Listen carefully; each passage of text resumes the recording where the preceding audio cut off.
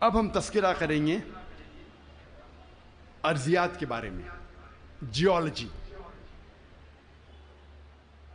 آج ماہرین ارضیات، جیولوجسٹ یہ کہتے ہیں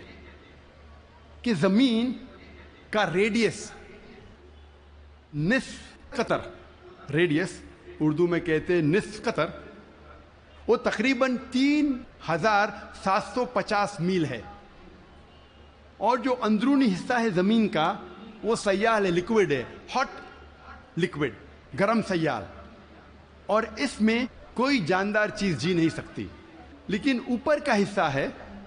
وہ سالڈ ہے، وہ ٹھوس ہے، اور اوپر جو سپرفیشل ارتھ کرسٹ ہے، زمین کی سطح،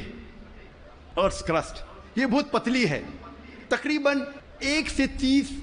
میل پتلی، صرف 1% سے کم، اور بہت سے امکان ہے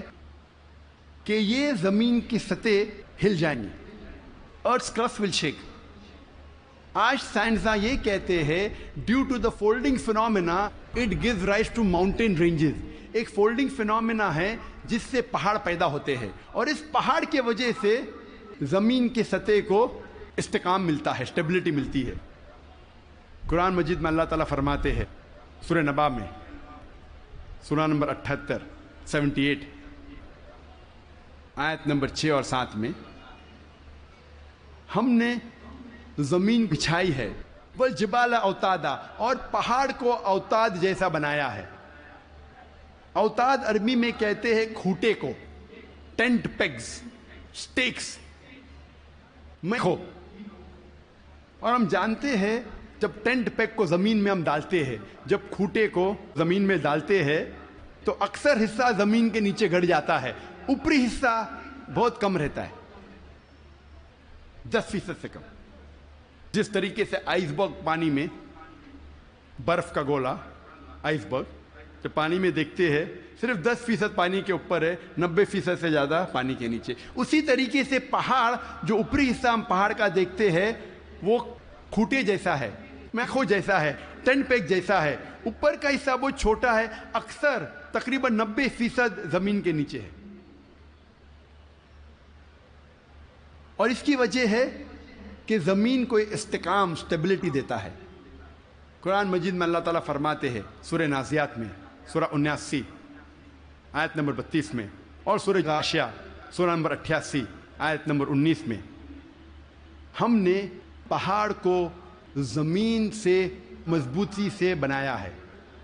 We have placed on the earth mountain standing firm، زمین پہ ہم نے پہاڑ مضبوطی سے بنایا ہے۔ ارضیات میں،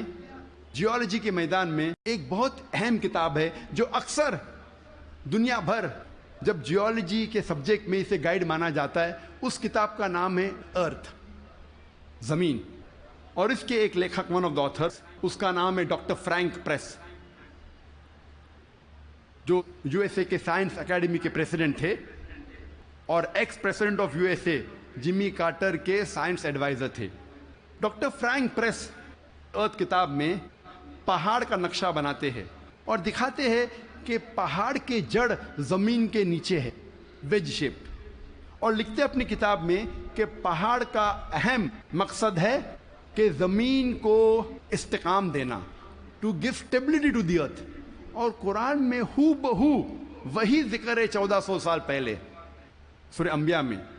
سورہ نمبر 21 آیت نمبر 31 میں، سورہ نحل سورہ نمبر 16 آیت نمبر 15، اور سورہ لقمان سورہ نمبر 31 آیت نمبر 10 میں،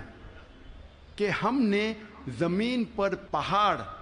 جمع کے رکھا ہے تاکہ زمین نہ ہلے۔ تو قرآن میں لکھا ہے پہاڑ کا اہم مقصد ہے زمین کو ہلنے سے بچانا، to give stability to the earth, to prevent the earth from shaking. آپ سوچ سکتے ہیں قرآن مجید میں 1400 سال پہلے اس کا ذکر ہے،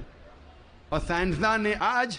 کل حال ہی میں 50 سال پہلے، 100 سال پہلے، 200 سال پہلے اسے تسلیم کیا، اور قرآن میں اس کا ذکر 1400 سال پہلے ہے۔